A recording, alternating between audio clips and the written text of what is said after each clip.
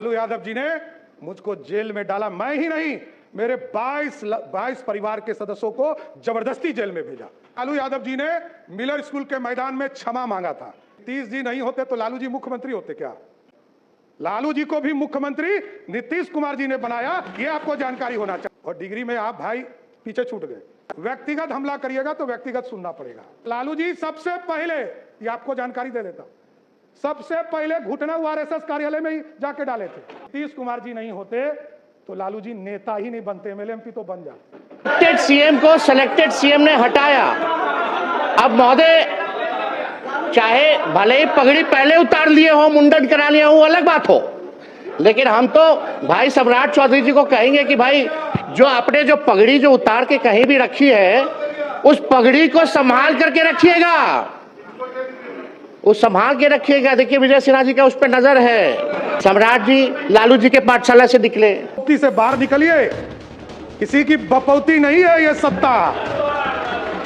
ये जो मुख्यमंत्री का पद है, ये 14 करोड़ बिहारियों का आशीर्वाद है, इसलिए आज मैं बैठा हूं। आज सदन में विश्वास मत हासिल करने के दौरान सम्राट चौधरी काफी गुस्से में दिखाई दिए और उन्होंने तेजस्वी यादव को खदेड़ दिया है। आप जरा इस वीडियो को देखिए। का आशीर्वाद है तब तो यहां बैठा हूं। कौन गलतफहमी में, कौन कहता है किसको बनाया, कहां से गलतफहमी हो गई आपको?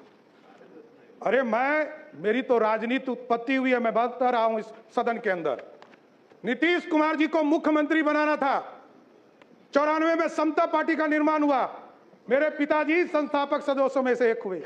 1995 में सदस्य बनकर आए और लालू यादव जी ने मुझको जेल में डाला, मैं ही नहीं, मेरे 22 परिवार के सदस्यों को जबरदस्ती जेल में भेजा। लोग कहते हैं लालू यादव का, इसलिए मैं ऑफिशियल बयान कर रहा हूं, इसलिए मैं कोट कर रहा हूं कि लालू यादव जी ने मिलर स्कूल के मैदान में क्षमा मांगा था कि हमसे गलती हुई, इसलिए बोल रहा हूं। और मेरे कई चीजों पर ये लोग चर्चा करते, केस, मैं तो कही रहा हूं इस सदन में, कई बार मैंने कहा नीतीश जी नहीं होते तो लालू जी मुख्यमंत्री होते क्या? लालू जी को भी मुख्यमंत्री नीतीश कुमार जी ने बनाया, ये आपको जानकारी होना चाहिए। यहां बैठे वरिष्ठ साथी, इन लोगों से मिलिएगा, आपको पता चल जाएगा। और कोई किसी के पाठशाला से नहीं होता है। मैं तो कहा कि मेरी राजनीति में लालू यादव जी का अत्याचार नहीं होता तो मैं बिहार का मुख्यमंत्री नहीं बन पाता, नहीं तो जेल नहीं जाता, ना इस राजनीति में आता, मैं तो दूसरे रास्ते में चला जाता। इसलिए कोई गलतफहमी में मत रहिए।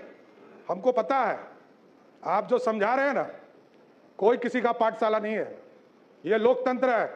यही भारतीय जनता पार्टी है साथियों, जिस पार्टी ने हमको लीडर ऑफ ऑपोजिशन भी बनाया, भारतीय जनता पार्टी का अध्यक्ष भी बनाया और 2 बार डिप्टी सीएम बनाया और आज बिहार का मुख्यमंत्री बनाया है।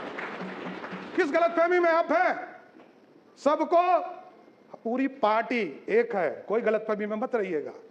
न्यूज चलाने वाले चलाते रहेंगे, आप कंफ्यूजन में रहिएगा। हम सब एक है और पूरा एनडीए कुनबा एक साथ मिलकर सिर्फ और सिर्फ बिहार के विकास का काम करने का काम करेगा सब। और हम लोग को पता है, कई लोग कहते हैं,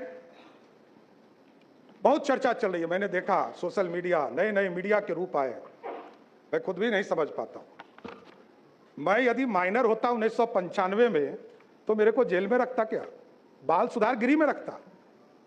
1995 में मैं जेल में रहा और ये सारे मामले कोई नया नहीं है। मैं लोअर कोर्ट लड़ा हूं, हाई कोर्ट लड़ा हूं, सुप्रीम कोर्ट लड़ा हूं, सब बार लड़कर जीतकर यहां बैठा हूं, कहीं कहीं दिक्कत नहीं। जो आदेश सुप्रीम कोर्ट का होता है, न्यायालय का होता है, वही करता हूं। और डिग्री में आप भाई पीछे छूट गए। मैं तो यूजीसी हो या यूनिवर्सिटी का मान्यता हो, जब तक उसका प्रमाणित नहीं किया गया तब तक मैं एफिडेविट में अपना, और इसके लिए भी अब चर्चा होगी कि एफिडेविट हाफिडेविट आप कह रहे हैं। अरे भैया, ये बिहार के लोग अब ये बोल रहे हैं कि 3 बार आपका शब्द बदल गया। अरे भाई, मैं 6ठी बार मंत्री के दर्जे में हूं, मुख्यमंत्री हूं। 1999 में पहली बार मंत्री बना, 27 साल हो गए। जितने समय के बाद तो लोग राजनीति छोड़ देते हैं। अभी हमारे भाई अख्तरुल जी ने कहा कि सबसे युवा मुख्यमंत्री, लालू जी सबसे पहले युवा मुख्यमंत्री हुए, लेकिन पूरे बिहार को लूटने में लग गए, इसलिए युवा नहीं, बिहार को समृद्ध बनाना है, बिहार की समृद्धि के लिए काम करना। बिहार में नीतीश कुमार जी और प्रधानमंत्री जी ने जो संकल्प लिया है, 1 करोड़ लोगों को सरकारी नौकरी और रोजगार देना है, इस वादे पर काम करना है। और महिलाओं के लिए स्पष्ट बताना चाहता हूं, नीतीश कुमार जी एक गार्जियन के तौर पर बिहार में काम करते रहे।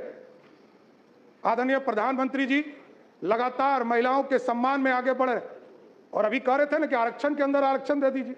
विजय बाबू उठे तो इनको कहे कि दर्द हो रहा है।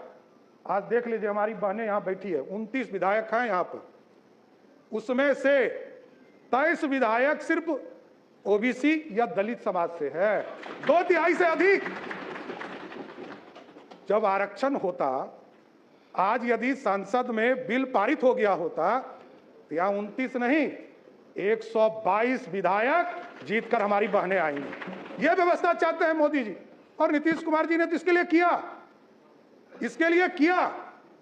2006 में जब कानून बना रहे थे पंचायती राज के अंतर्गत, तो 50% महिलाओं को आरक्षण दिया और 50% महिलाओं को आरक्षण दिया तो आपको जानकर खुशी होगी कि आज के तारीख में नगर निकाय में और पंचायती राज में 59% महिलाएं चुनाव जीतकर आ रही है, मतलब 50 से 59 हो गया। इसलिए महिलाओं का सम्मान करना पड़ेगा और मैं तो गारंटी देता हूं कि स्पष्ट तौर पर बिहार की पुलिस काम करेगी और महिलाओं के तरफ कोई भी गलत नजर उठाता है तो उसको पताल से भी निकालने का काम हमारी पुलिस करेगी साथी। और बिहार में सुशासन, लगातार कई साथी हमारे काम करते रहे। यहाँ पर राजस्व में आपने देखा कई चीज़ों को 2011 में से लगातार लोक सेवाओं का अधिकार कानून लागू किया गया।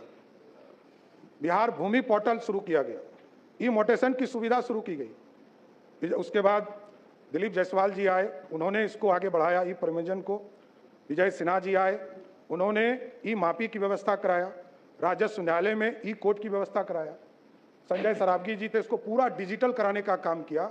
लेकिन जरूर आश्वस्त करता हूं साथियों, आपने मौका दिया है 3 चीजों को, ब्लॉक, अंचल और थाना, इसको मेरा सीएमओ इसको पूर्ण रूप से देखेगा और बिहार की जनता को पूर्ण रूप से सारी सुविधा मिल सके, इसकी सुनिश्चित करने का काम किया जाए। इसलिए पूरे बिहार की चिंता लगातार आदरणीय नीतीश कुमार जी के नेतृत्व में होता रहा है। प्रति व्यक्ति को दुगना आय हो सके, इसकी चिंता करना है। तेजी से औद्योगिक विकास हो सके, इंडस्ट्री को आगे बढ़ा सके। और आपको जानकर खुशी होगी, लोग कहते हैं कि इन्वेस्टमेंट कहाँ है। मैं बताना चाहता हूँ, 2024 के 28 जनवरी को हम लोगों ने ओथ लिया आदरणीय मुख्यमंत्री नीतीश कुमार जी के साथ। मैं फाइनेंस डिपार्टमेंट में काम कर रहा था। हमें यह ज्ञात होते रहा कि कई चीजें बिहार की जनता को हम बता नहीं पाए। और आपको जानकर खुशी होगी कि पिछले 2 साल में बिहार में 1,36,000 करोड़ का प्राइवेट इन्वेस्टमेंट सिर्फ बिहार में कराने का काम किया गया। और इसको टारगेट लिया है हम लोगों ने कहा है कि अगले 1 साल में, जब 1 साल पूरा हो, तो बिहार की जनता को प्राइवेट इन्वेस्टमेंट के सेक्टर में लगभग 5 लाख करोड़ रुपए का इन्वेस्टमेंट सिर्फ बिहार में हो, इसकी चिंता करनी है। और ठीक है, तेजस्वी जी ने अच्छा कहा कि हम समर्थन करेंगे, अच्छे विषयों पर आएंगे, तो जरूर देखता हूं समर्थन मिले, बिहार की चिंता हो, यह जरूर हम लोग समर्थन चाहेंगे। मुख्यमंत्री जब थे नीतीश कुमार जी, मैं 3 यात्रा उनके साथ किया साथियों। प्रगति यात्रा, उसके बाद एनडीए के चुनाव के पहले हम लोग यात्रा में गए, आदरणीय नीतीश कुमार जी के साथ मैं यात्रा में रहा। और जब समृद्धि यात्रा, जब वो राज्यसभा के सदस्य के नॉमिनेशन कर लिया उन्होंने और जब निर्वाचित भी हो गए, तो उन्होंने कहा कि बिहार की जनता के बीच में हम जाएंगे। उन्होंने आशीर्वाद दिया था उसके बीच में जाकर, और तब उन्होंने कहना शुरू किया कि यही लोग बिहार देखेंगे। हम लोगों को कहा कि आप लोगों को बिहार देखना है और मैं दिल्ली रहूंगा, दिल्ली से बिहार का हक बिहार को दिलाने का काम करूंगा सर। और नीतीश कुमार जी को कौन हटा सकता है? कोई गलतफहमी में मत रहिए। नीतीश कुमार जी को कभी कोई ना राजनीति से हटा सकते हैं, ना कोई दिल से हटा सकते, क्योंकि नीतीश कुमार जी इच्छा शक्ति वाले नेता हैं। हम लोग सोचते थे कि कैसे ये डिसीजन ले रहे हैं। मैं उनका सेकेंड नंबर था, मैं जान रहा था। पार्टी ने उस समय हमको नहीं कहा था कि हम मुख्यमंत्री होंगे। पार्टी ने जब निर्णय लिया तब मुझे पता चला। लेकिन वो जब कहते थे कि आप लोग को संभालना है बिहार, हम लोग को आश्चर्य लगता था कि जो व्यक्ति 20 साल से मुख्यमंत्री हैं और लगभग 50 साल से राजनीति में, सार्वजनिक जीवन में जी रहे हैं, ये सत्ता छोड़ रहे हैं। और कई बार यहाँ पर कई कैबिनेट के साथी हैं हमारे, आप पूछिएगा अकेले में, सबको लगता था जब वो लास्ट कैबिनेट कर रहे थे और कहे कि हम इस्तीफा देने जा रहे हैं, तो सबको लगा कि ये क्या हो रहा है। लेकिन ये नीतीश कुमार जी की इच्छा शक्ति थी कि आज सम्राट चौधरी बिहार का मुख्यमंत्री है, इसे मैं कभी डिफर नहीं करता हूं। इसलिए साथियों, लगातार बिहार के विकास के लिए ही काम करना है, हमारे पास कोई दूसरा काम नहीं है। बिहार के विकास की बिहार की समृद्धि के लिए काम करना, स्वास्थ्य व्यवस्था को और मजबूत करना है। कई लोगों ने काम किया इसके ऊपर, नीचे ब्लॉक से लेकर ब्लॉक, अनुमंडल, जिले में कैसे लोग वहां से ट्रांसफर करने की व्यवस्था को समाप्त करना है, वहीं लोग रहे, यहां आने की जरूरत नहीं है। यहां तो पीएमसीएच पूरे प्रदेश से रिसर्च के साथ साथ यहां पर इलाज करने का काम किया जाता है। लेकिन ऐसी व्यवस्था करनी है कि जिले में यदि कोई बीमार पड़े तो अगले 2-3 दिनों तक जिले में ही रहकर उसका इलाज हो सके। साथियों, यह व्यवस्था खड़ा करना है। और अभी हम लोग जुलाई के माह में सभी प्रदेशों में, सभी प्रखंडों में यह निर्णय था हम लोगों का कि हम लोग जब चुनाव में जा रहे थे, एनडीए के घोषणा पत्र में हम लोगों ने तय किया था कि उस शिक्षा को बढ़ाने के लिए हम लोग सभी प्रखंडों में एक डिग्री कॉलेज खोलेंगे। जो 208 डिग्री कॉलेज बिहार सरकार ने तय कर दिया है और 1 जुलाई के बाद किसी दिन भी उसको चालू करने का काम बिहार की सरकार करेगी। सर, किसानों के आय के लिए लगातार कृषि रोड मैप 1, 2, 3 लगातार इसकी बैठकें चलती रही। और आज मैं बताते हुए खुशी हो रहा है कि जिस बिहार में लोग पानी से डरते थे, लोग कोसी से डरते थे, अभी बीच के कालखंड में जब दिल्ली में सांसदों के लिए नया भवन बन रहा था तो मैंने एक नाम प्रस्ताव किया, कोसी। तो लोगों ने गूगल पे सर्च किया तो कहा कि ये तो अभिशाप है। हमने कहा कि अब अभिशाप नहीं है। इसलिए नहीं है कि जिस बिहार, उत्तर बिहार में बिहार के लिए कृषि योग्य जमीन 10 लाख हेक्टेयर जमीन था, आज उसी कोसी और कई नदियों को, इसके पानी को कंट्रोल करके आज लगभग 22 लाख हेक्टेयर जमीन कृषि योग्य हो गया, जो दुगना है। इसलिए अब कोसी अभिशाप नहीं है, कोसी को वरदान बनाना है और कोसी वरदान बन रहा है जी।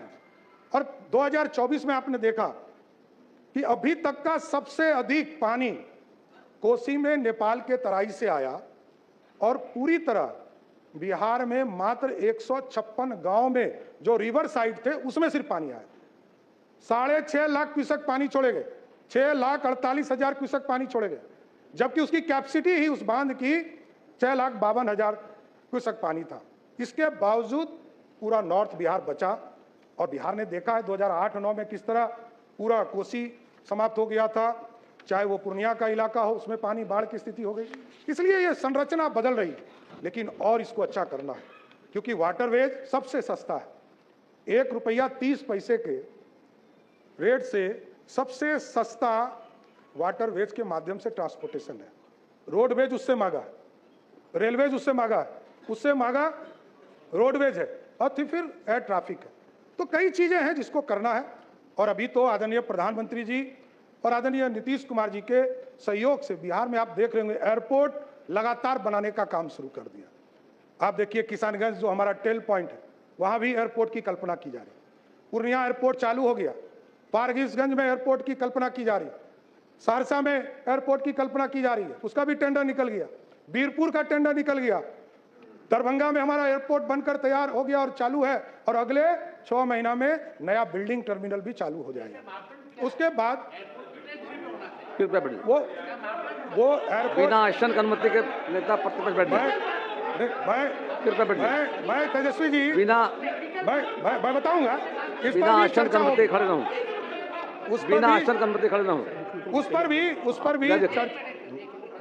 उस पर भी चर्चा होगी, वो बताया जाए। अभी तो हर जिले में, अभी तो हमारी सरकार ने तय किया है, अभी तो हम लोगों ने तय किया है कि सभी जिले में एयरपोर्ट भी बनाएंगे, और जहां एयरपोर्ट की आवश्यकता नहीं होगा वहां हेलीपोर्ट बनाने का काम सरकार करने का काम करेगी। उसी तरह राष्ट्रीय स्तर पर आदरणीय प्रधानमंत्री जी ने मखाना बोर्ड, खेलों के लिए पूरी नई पहचान बनाने का प्रदेश में मौका दिया है। इको टूरिज्म को हम बढ़ाने का काम कर रहे हैं, और एक मैं जानता हूं, मैंने लालू प्रसाद जी के साथ भी काम किया है, मैं जानता हूं, बड़े नेता हैं, इसमें कहीं दो मत नहीं। लेकिन यदि वो सिर्फ अपने लिए नहीं जीते रहते तो ये सब लोग उनके साथ ही खड़े होते। और लालू जी सबसे पहले, ये आपको जानकारी दे देता, सबसे पहले घुटना आरएसएस कार्यालय में ही जाके डाले थे, कोई दूसरे जगह नहीं। 33 विधायकों का समर्थन चाहिए था, सरकार ही नहीं बनती, हरदी ही नहीं लगता, मुख्यमंत्री ही नहीं बनते। और नीतीश कुमार जी का इसलिए मैंने कहा योगदान है कि नीतीश कुमार जी नहीं होते तो लालू जी नेता ही नहीं बनते, एमएलए तो बन जाते। विरोधी दल का नेता बनाया और मुख्यमंत्री का उम्मीदवार बना, ये पूरा बिहार जानता है। लेकिन मैं सिर्फ याद दिला रहा हूं बिहार को। इसलिए आज मैं तमाम साथी, लगभग 13 लोगों ने अपनी